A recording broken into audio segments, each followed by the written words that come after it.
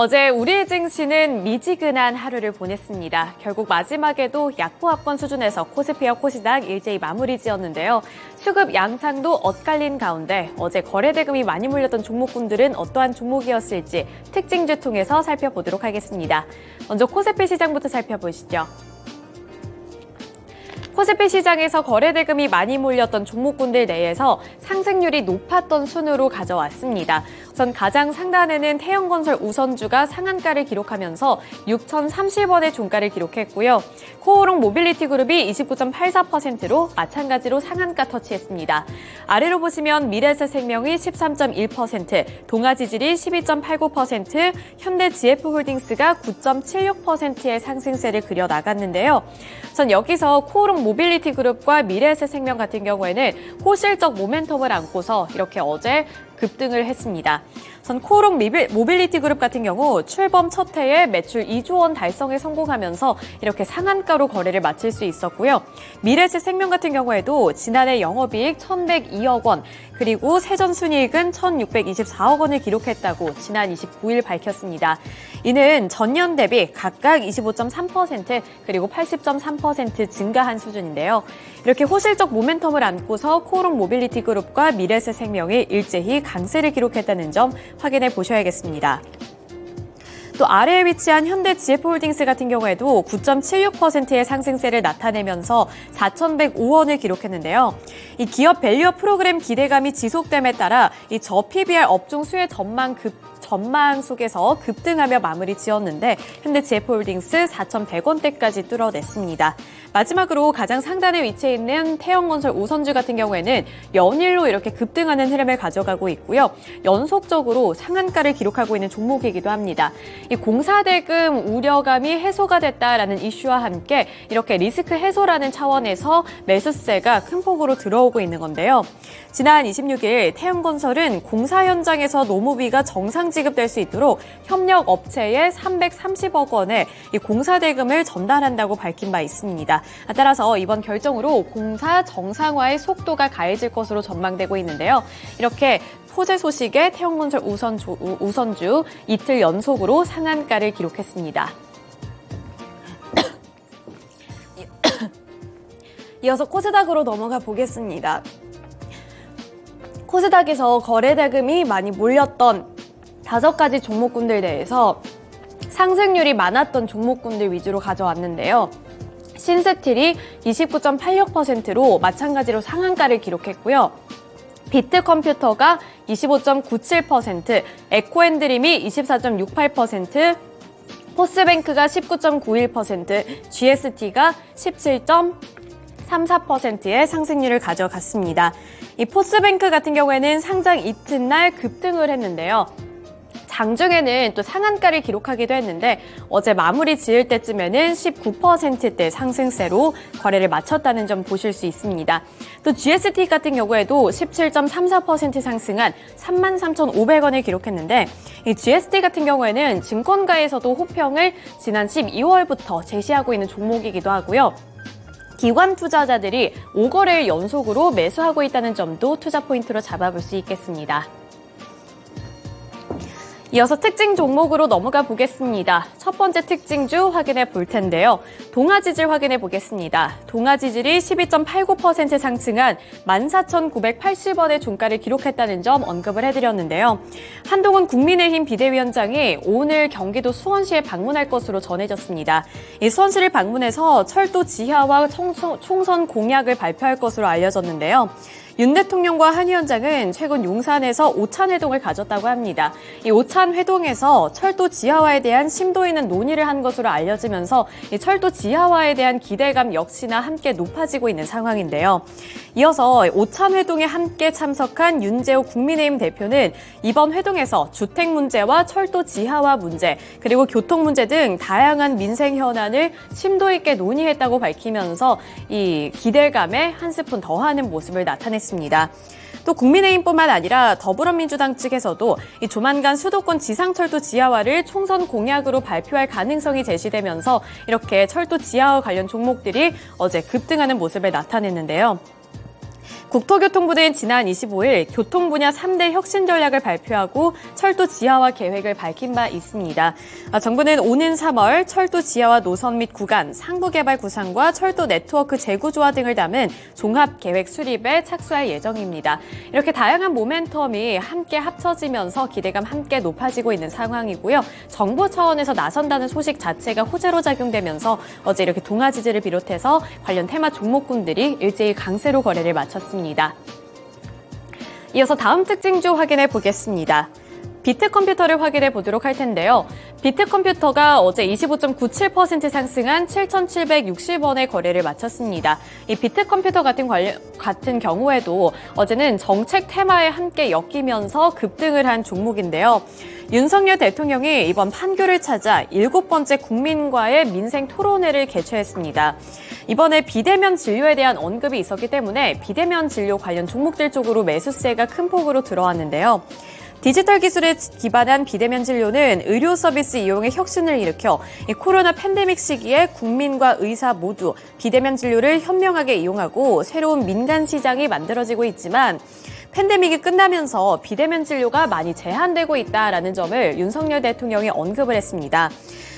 정부가 시범사업 형태로 비대면 진료를 이어가고 있지만 여전히 원격 약품 배송이 제한되는 등의 불평과 아쉬움은 여전히 남아있다면서 이번 토론회에서 비대면 진료와 관련해 제기되는 문제들을 법 개정에 반영할 수 있도록 최선을 다하겠다라는 입장을 밝혔는데요.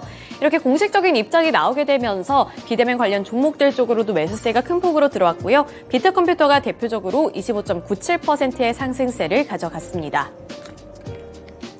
네, 이어서 에코앤드림 살펴보겠습니다. 에코앤드림의 종가부터 확인해 보시죠.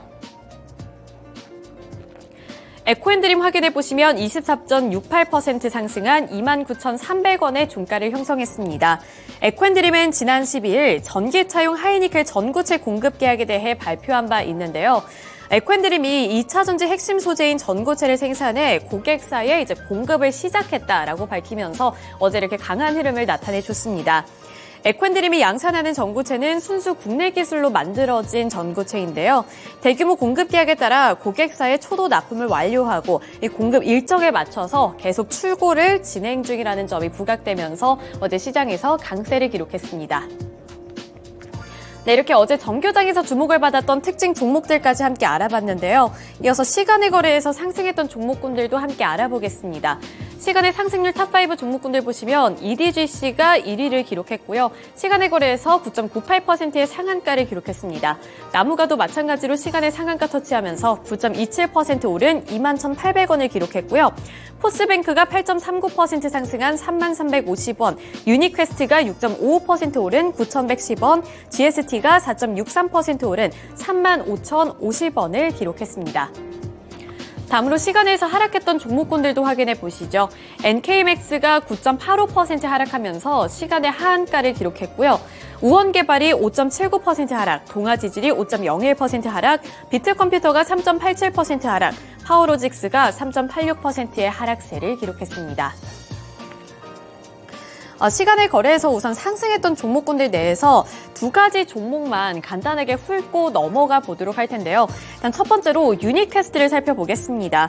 유니퀘스트는 엣지 AI와 엔비디아 제슨 모듈 공급 계약을 체결하면서 온디바이스 AI의 숨겨진 수혜주로 부각이 되면서 최근 들어서 상승하고 있는 종목인데 어제도 시간의 거래에서 이렇게 6%대의 상승률을 기록했다는 점 보실 수가 있겠고요. GST 같은 경우에도 앞서서 정규장에서 잠시 설명을 드렸습니다. 그런데 정규장뿐만 아니라 시간의 거래에서도 이렇게 4%대 탄력을 받았다는 점이 눈에 띄었는데요. GST는 반도체 장비 업체인데 기존 주력 제품인 이 스크러버에 이어서 전기식 칠러 해외 진출에도 속도를 내고 있다는 이슈가 있습니다. 올해 처음으로 대만의 TSMC의 장비 사업을 수주할 것으로 보이고요. 이 GST는 삼성전자를 비롯해 미국 마이크론, 중국의 YMTC, CXMT 등을 거래처로 두고 있습니다. 이 비메모리 영역을 지속적으로 확대 중이라는 점이 부각되면서 시간의 거래에서까지 상승 탄력을 받아 나가는 모습이었습니다. 이어서 특징주 살펴보겠습니다. 첫 번째 특징주로는 EDGC 살펴볼 텐데요. EDGC는 개별적인 이슈가 있었습니다. 제3자 배정 유상증자를 한다라는 소식에 어제 시간의 상한가를 터치한 건데요. 기타 자금 76억 원을 조달하기 위해 1,763만 4,408주를 발행하는 제3자 유상증자를 결의했다고 공시했습니다. 이에 따라서 어제 급등 마무리했습니다. 다음 종목 확인해 보겠습니다. 다음 종목으로는 나무가 살펴볼 텐데요. 애플과 삼성전자의 XR 헤드셋 출시를 앞두고서 어제 이렇게 관련 종목군들이 급등하는 모습을 나타냈습니다. 애플 그리고 삼성전자의 확장 현실 XR 헤드셋 출시 일정이 점차 앞으로 다가오고 있는 상황인데요. XR 디바이스에는 기기 한 대당 평균 5대의 카메라 모듈이 들어가는 것으로 전해져 있는데 이에 따라서 XR 헤드셋 출시로 카메라 모듈 등 관련 부품주들의 수익 기대감이 올라가면서 주가도 함께 급등했습니다. 따라서 나무가 어제 시간의 거래에서 9.27% 상승한 21,800원의 종가를 기록했습니다. 네, 이렇게 시간의 거래에서 주목을 받았던 특징 종목들까지 함께 알아봤고요. 이어서 미국 증시에서는 어떠한 특징 종목들이 있었을지 미국 증시 특징주도 함께 알아보겠습니다.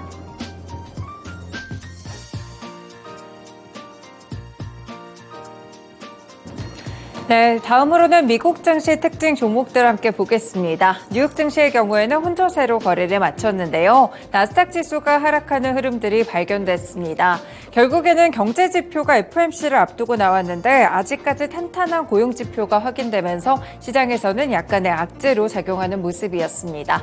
그리고 지금 빅테크 기업들의 실적 시즌 다시 한번 스타트가 되고 있는 상황인데요. 시간외에서 큰 폭으로 하락했다는 점에서 착안해 봤을 때 국내 증시에 대해서도 약간은 보수적인 대응이 필요해 보입니다. 그렇다면 어떤 특징 종목들이 있었을지 오늘 장 첫 번째 특징 종목부터 확인해 보시죠.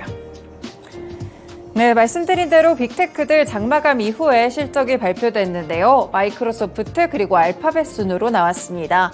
네, 지금 보시면요. 마이크로소프트의 경우에는 시간의 주가로 보실 수가 있겠는데요. 현재 구간 2% 정도 밀려나며 $400 선에서 거래 마친 점이 나타나고 있습니다.